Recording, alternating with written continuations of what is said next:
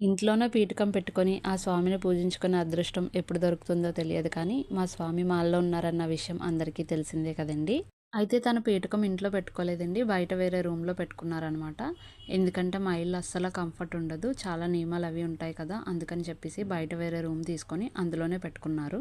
మేము కూడా వెళ్దాం కదా అని చెప్పేసి ఒకరోజు వెళ్ళామనమాట. అప్పటి వీడియోనే ఇది. మేము సగం పూజ కోసం వెళ్తే మిగిలిన సగం టిఫిన్ తీసుకెళ్తారు కదా అని చెప్పి వెళ్ళామన్నమాట. బయట టిఫిన్ చేసేయచ్చు కదా, బయటకి అలా తీసుకెళ్తారనేసి. This is called over action అనమాట.